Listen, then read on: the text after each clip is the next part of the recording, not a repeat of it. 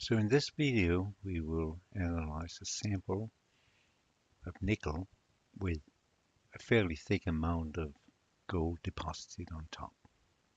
Find the data here in number 1 in the list here. We have survey spectrum. We also have a reference of gold, which we'll return to after we've done the analysis without the use of a reference. So we have the survey spectrum of the unknown sample with some gold deposited. We have the gold 4D, we have gold 4F here, and we have some nickel peaks here, the nickel 3S and 3P. So they are mixed in with this. So this is a fairly complex analysis. It's much simpler with the gold 4D. Here we have the Oshi from the nickel, and here's the nickel 2P. So we will analyze the gold 40 and the nickel 2P because they are free from interfering peaks. And to do that, we first hit correct here. This allows us to read in the spectrum and make a correction for the transmission function. That's the first step.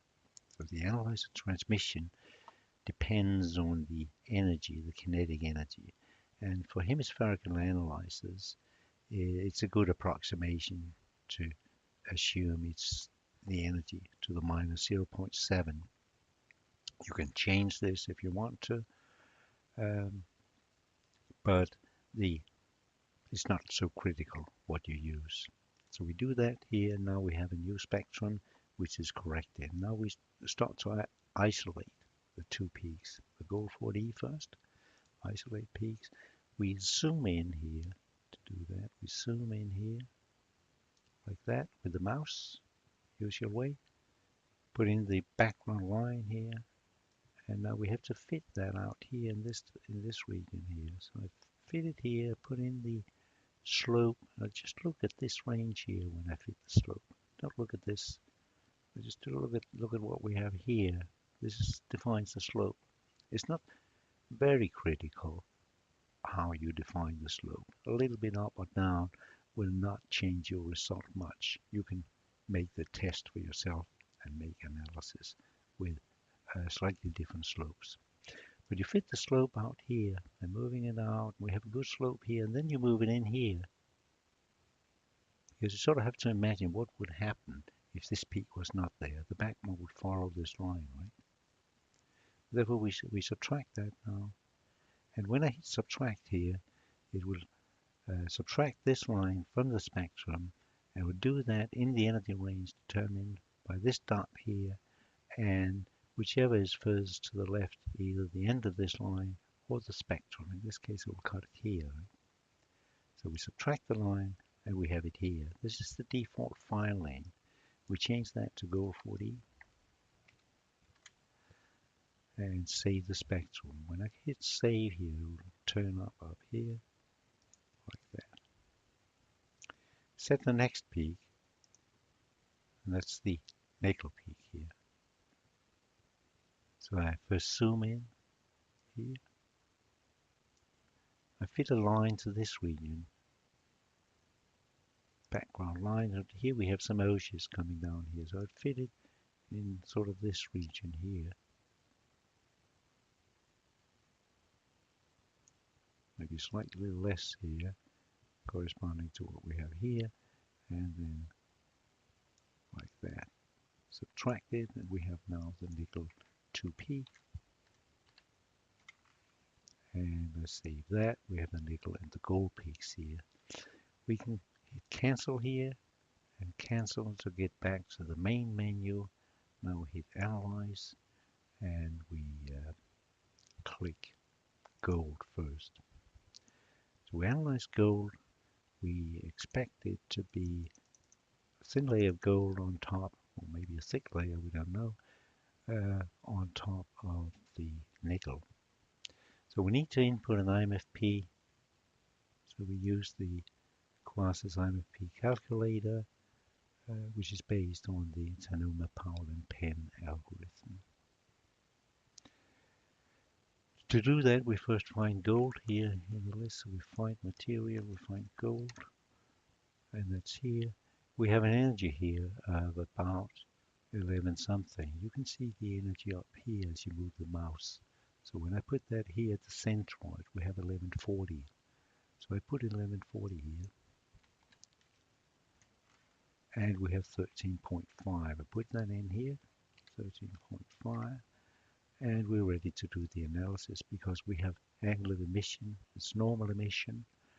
In this case, we use the universal cross section because we have transition metal.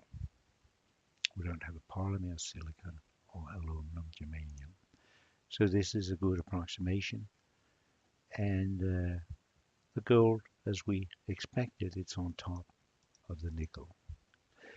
As we increase the thickness here, we see we can meet the line here, but not on here. We don't fit the background out here. To do that, I need a larger overlay, but then it doesn't fit here. So it doesn't really fit. If I try to fit it here, it doesn't fit here, and the other way around. But we can say roughly from this analysis that we have about 45 angstroms of gold on top of the nickel. But the fit is not so good, so let's try to make this better. We can put in two thicknesses by using the island model here. Let's start with two islands. And now if I put in one island here of maybe 100 and something, and put in a coverage maybe of 20, and another island here of 10 or 15 maybe, 20, 15. It's fairly good now. It's clearly a lot better than what we had here. So the conclusion is we have formed islands on the surface with about 150 angstroms height for the tall islands and about 15 angstroms height for the small islands. We cannot determine the absolute coverage of the surface here without calibrating the spectrometer.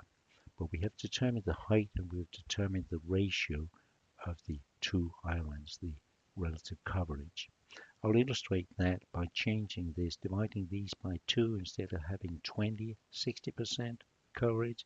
I'll change this to 10, 30. Simply divide this by 2. Do that here and do that here. You see we get exactly the same quality of the fit here. What has changed is these numbers here. So we need to compare this to a reference spectrum to calibrate the spectrometer. So we can turn now to analysis of the nickel peak. I hit nickel here and buried layer. We expect nickel to be thick. We have a thick nickel, we have something on top, and sure enough this is roughly what we get. As you can see here, we need to change the IMFP. We use the calculator, find nickel. Now if I click find material and then put in nickel, it will find nickel oxide because that's what is the first nickel in the list here. So it always searches downwards. So to find nickel, I can start here and then I can find nickel. By searching again, we have nickel. We need it at the energy. We see the energy up here, and the energy at the centroid of the nickel 2p is 620. So we put in 620. Oops, 620 for nickel, and we have 11 angstroms. So I put in 11 here. And what do we find? We find we have about 15 with 5, 10. Starts to fit better in this region with 10. With 15, it fits reasonably well everywhere here, a little bit above here, but overall it's a fairly good comparison of the background. Very good fit, not a very good, but a comparatively good fit compared to the noise level. So when we compare to what we had with the gold 4D analysis, where we had two islands, we had the tall islands of 150 and the small islands of 15 angstroms height. Here we only find 15 angstroms. Let's try to model the other possibility where we had like 150 something and 15 angstroms and different coverages. I can change the scale here so we can see what's going on. So we have here, this part is now the gold from the thick islands, and this is the small islands of 15 angstroms height. So fit is quite good. When I change the coverage, you'll remember we had maybe something like this distribution of the islands, the tall and the thin islands. The fit is reasonably good here, the same, more or less the same as we had with the buried layer here. What happens here is that you can see that if we change the coverage here, larger and larger, it doesn't change, the fit doesn't change, but the intensity here changes quite a lot. Follow the intensities here and you'll see that changes as I move down here. The reason is that the electrons, the nickel 2p electrons excited here, go through the tall gold islands here, and we see practically nothing up here. So these don't really contribute to the spectrum in this energy range. They have lost a lot more energy on the way out, and they're further down in the spectrum, outside of the region that we're analyzing. So we only see those electrons that are excited here and go through the thin overlay.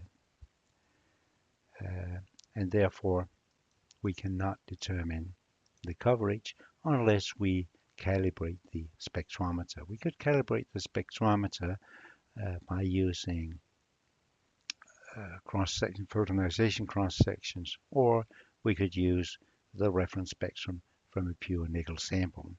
Fortunately, we don't have a nickel reference sample in this case, but we will illustrate in the next video how you use the reference of a gold sample to analyze the gold 4D. But the conclusion is that we have these two islands, and we have a consistent analysis from the nickel and from the gold 4D analysis, even without the